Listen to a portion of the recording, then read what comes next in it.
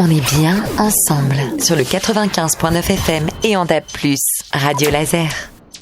Le paysage rock actuel n'a jamais été aussi varié et éclectique. On a du rock de tous les genres et pour tout le monde, et dans ce panoramique, un groupe se démarque particulièrement du reste. Il vient de Paris, ce groupe c'est Howard, il est composé de Tom, Raphaël et JM, et coup de chance, les trois amis sont assis juste en face de nous. Salut les gars. Salut.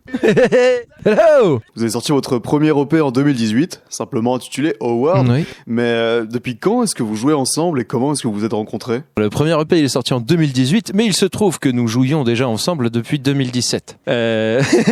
Donc ouais, on a voulu sortir un EP assez rapidement. On avait passé un an à taffer des compos. Voilà, on s'était rencontrés via des petites annonces sur Internet, puisque nous sommes des jeunes musiciens de notre temps. Que par le biais des petites annonces sur Internet via Zik-Inf, Audio Fanzine et consorts, on a publié des trucs en disant oui, j'en ai marre d'être tout seul. On va faire du son, un petit orgue que j'aime bien là, une petite basse jouée au synthé que j'aime bien là, pop pop, une petite guitare que j'aime bien, une petite batterie que j'aime bien, une petite voix que j'aime bien. Allez, c'est parti.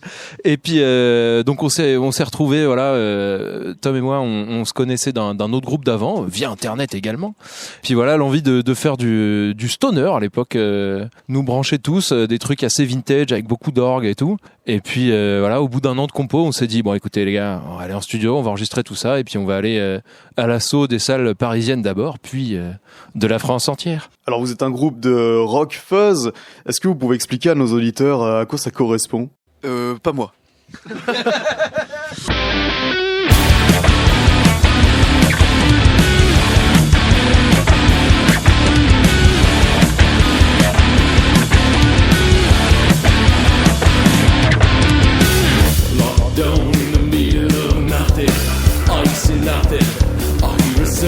Bah, ce qu'on appelle fuzz rock, nous voilà, comme on a dit, on est un peu inspiré stoner, aussi années 70, et on rajoute une touche d'électronique avec des thérémines, des synthés. Et du coup, ce qu'on appelle fuzz rock, voilà, fuzz c'est l'idée d'énergie, donc c'est un rock énergique avec plusieurs styles d'influence de l'histoire du rock, quoi, voilà. C'est marrant, vous parlez d'inspiration, vous parlez de stoner, j'imagine qu'il y a un peu de Queens of Stone Age par exemple.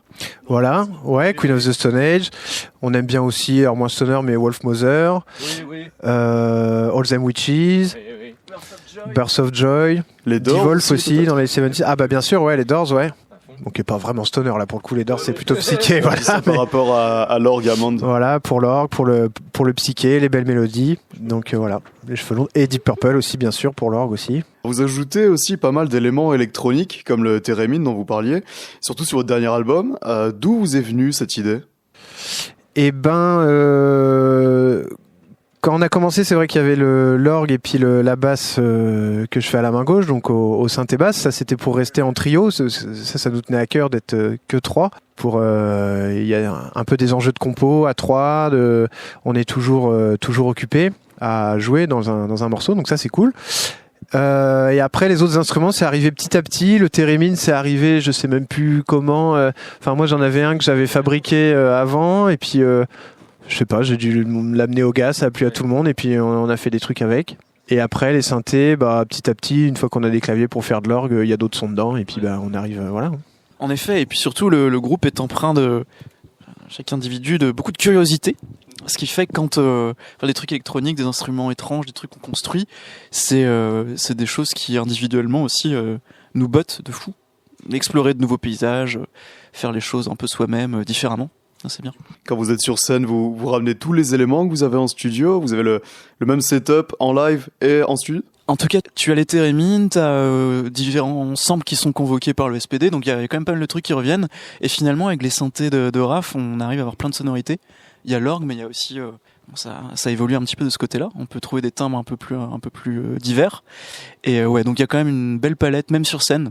Voilà. On parlait de matériel juste avant, et il y a la pochette de votre dernier album où on voit plein de fils électriques dans tous les sens. Tout à fait. Mais qu'est-ce que c'est ? Qu'est-ce qu'on voit ?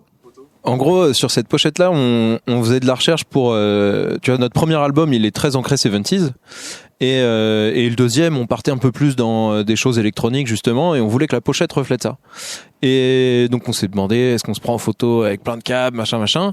Et puis moi je suis passé chez mes vieux, genre on est causé, et ils m'ont dit oh bon petit, non ils sont pas si vieux que ça, mais et ils m'ont dit ah mais attends mais des vieux câbles et tout, bouge pas dans le garage, on a des vieux relais téléphoniques de France Télécom des années 50-60, vas-y on va checker ça quoi. Et ouais en fait finalement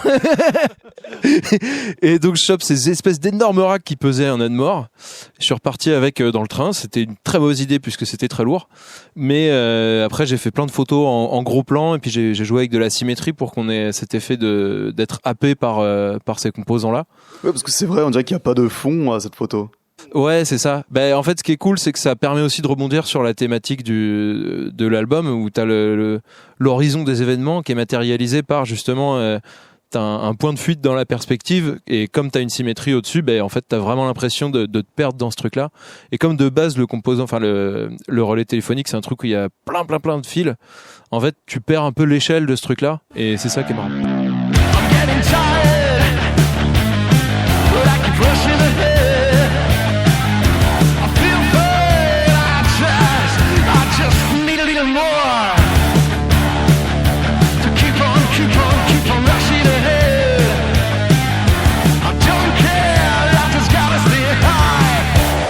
Vous vous appelez Howard, je le rappelle pour les auditeurs. C'est bien une référence à Howard Philip Lovecraft, lui-même. Donc l'auteur à l'origine de la légende de Cthulhu. Ouais, c'est le gars qui a fait le mythe de Cthulhu, ouais, carrément. Ce monstre de l'espace. Et justement, vous avez plusieurs titres qui font référence à l'univers, au ciel, à l'espace. Vous avez un lien particulier avec cet univers ? On est amateurs de SF tous. L'affinité avec Lovecraft, au final, elle est plus à chercher dans la manière de d'écrire les histoires, où c'est point de vue interne, souvent avec un narrateur qu'on suit à un moment et où on n'a pas forcément les codes de ce qui se passe autour de lui, et où ça se barre en sucette. Ça, c'est des choses qu'on aime beaucoup aussi. Mais il y a en effet une affinité spatiale dans l'équipe, et je vais présenter notre cosmonaute. Cosmonaute Raphaël. J'aurais beaucoup aimé être cosmonaute, mais je crois que c'est un peu tard maintenant, ouais. Puis j'ai des lunettes alors. Justement, tu te rapproches du cosmonaute avec ton clavier, tous tes appareils, plein de boutons dans tous les sens. Je pense que c'est lié. Je pense que c'est le rêve des machines comme ça, un peu années 70 avec plein de boutons analogiques, qui est le lien avec les synthés. Moi, c'est ce que j'adore. D'ailleurs, t'es un peu la grosse tête du groupe, puisqu'on t'a vu passer à Question pour un champion. Ah, j'étais sûr que ça allait ressortir en interview, ça, ouais. Ouais, alors la tête, je sais pas, mais en tout cas, le candidat de Question pour un champion, oui. Donc vous abordez beaucoup ce thème de l'univers, puisque vous avez un cosmonaute dans le groupe. Mais il y a un autre thème que vous abordez souvent, c'est la société. Je pense par exemple à votre morceau Event Horizon, avec ce clip où on a toutes ces images qui s'enchaînent, qui montrent qu'en gros le monde court à sa perte. C'est un thème important pour vous ? On a écrit les morceaux, une grande partie des morceaux pendant le premier confinement. On est partis tous les trois avec nos copines dans une maison de famille de JM avec les instruments et tout. Et on a profité des 2 mois où personne n'avait rien à faire pour écrire ces morceaux-là. Et c'est vrai que c'était une période où il y avait... tout le monde a un peu réfléchi à sa condition, à la condition humaine, au monde. Et puis nous, ça nous a touché aussi de voir tout ça. Donc on a choisi ces thèmes-là pour les morceaux, pour exprimer ça. Et Event Horizon, c'est ça, ouais, c'est un parallèle entre l'horizon des événements en astrophysique, justement, en cosmologie même, qui est une limite à partir au-delà de laquelle on peut pas voir, on peut pas aller à cause de la vitesse de la lumière qui est finie et déterminée. Ça représente le fin fond de l'espace ? Oui, en fait, si tu regardes le plus loin dans l'espace, ça va être l'horizon des événements. Et au-delà, il y a peut-être des choses, mais la lumière n'a pas eu le temps encore de parvenir jusqu'à nous, et du coup, on peut pas encore le voir. Le parallèle qu'on fait dans ce morceau-là, c'est que justement, le fait d'aller toujours très vite dans nos vies, c'est vrai que tout va vite, on a l'impression de manquer de temps, c'est un petit peu la richesse qu'on cherche à avoir aujourd'hui, le temps. À force de tout vouloir faire vite, il y a peut-être un moment où on va carrément aller au-delà de l'horizon des événements. C'est ça qu'on a essayé de mettre en musique dans le morceau. C'est pour ça qu'au milieu, il y a un passage un petit peu abstrait comme ça, un peu expérimental. Et après, ça repart. Donc ça veut dire qu'on revient de l'autre côté de l'horizon des événements. Et voilà, on a fait ce parallèle-là, un peu à la fois terrien et cosmique, quoi. Il y a un autre de vos clips dont je voulais parler, c'est celui de Bankable Sermon. J'ai un peu ri au premier visionnage, mais en fait, en le re-regardant, il y a un vrai fou, en fait. En fait, c'était l'occasion de se faire plaisir sur un clip. Enfin, oui, il y a un fond quand même sur les faux gourous, ceux qui profitent un petit peu de ce qu'on a vu aussi pendant le confinement, hein, des trucs avec la valse des colis dans tous les sens, essayer d'acquérir vite des trucs, s'accaparer des machins et prendre pour source sûre des choses lancées à la volée. Enfin, il y a ce truc de vouloir avoir de la connaissance et des trucs assez facilement, sans contrepartie, des trucs comme ça, et on peut se faire plumer. Donc ça, c'était le thème de la chanson. Et puis pour le clip, ouais, on s'est fait plaisir. Il y a notre ingé son. Ouais, on est tous facteurs, on est tous gourous. T'as notre ingé son qui a un rôle phare. Il a été sélectionné à Mostra de Venise, du coup. Hélas, non. Et ouais, et puis c'était marrant parce que l'équipe qui nous entourait là, Laura et JC, enfin c'était marrant, et puis ils se sont donné les moyens de faire bien les trucs. Tu fais souvent des clips où t'es un petit peu limité ou quoi, et puis là franchement ils se sont chauffés. Nous, ça nous a fait plaisir de voir le résultat, de se prendre un peu pour des acteurs. On n'en est pas du tout. L'exercice était marrant, quoi. Et au niveau du thème, ouais, c'est vrai que c'est un morceau qui se moque des gens qui profitent de l'obscurantisme un petit peu. C'est-à-dire qu'aujourd'hui, enfin moi, c'est un truc qui me tient beaucoup à cœur, et les gars aussi, parce on en a pas mal parlé pendant le confinement. Il y a énormément de gens qui vont essayer de profiter de la méconnaissance des autres pour leur vendre n'importe quoi, pour vendre des compensateurs géodésiques quantiques qui vont résoudre tous leurs problèmes émotionnels ou des choses comme ça. Voilà, ça, enfin, en tout cas, je vais pas parler à la place des gars, mais moi, personnellement, c'est un truc que je trouve vraiment, absurde.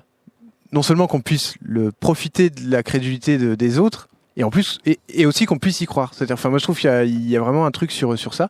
Et le clip, voilà, parle de ça. Alors, on a rendu tout ça de façon humoristique, quoi, évidemment, mais c'était l'occasion de mettre le doigt sur ça, quoi. Ouais. D'ailleurs, je voulais aussi revenir sur votre morceau Event Horizon. Il y a le solo d'orgue qui est groovy. Je vous jure, en l'écoutant, j'étais en voiture, j'ai failli me planter.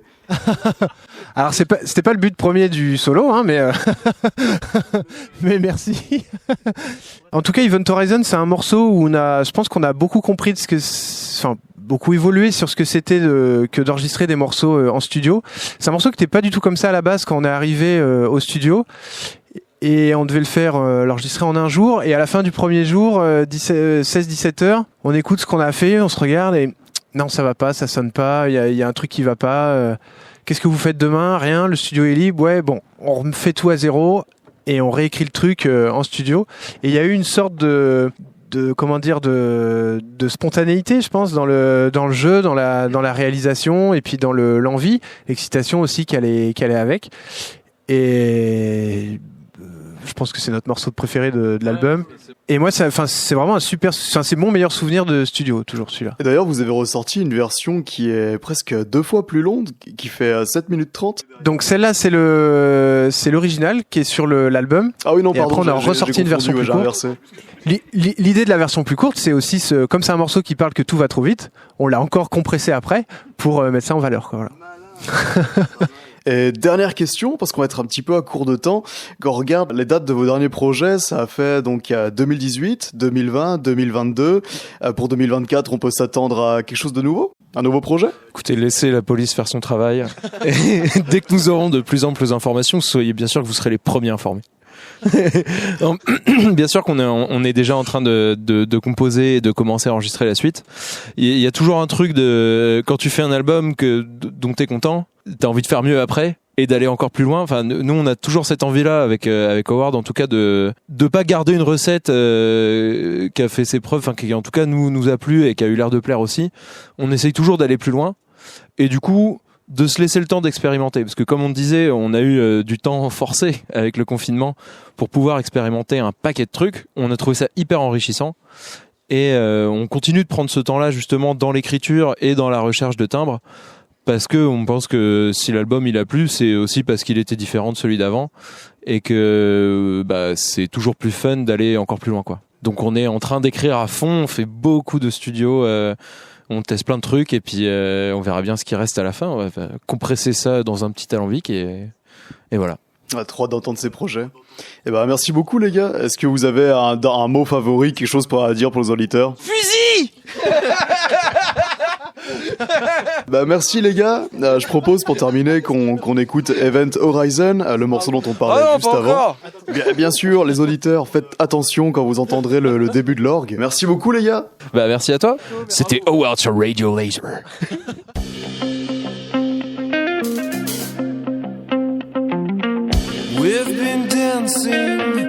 We've been dancing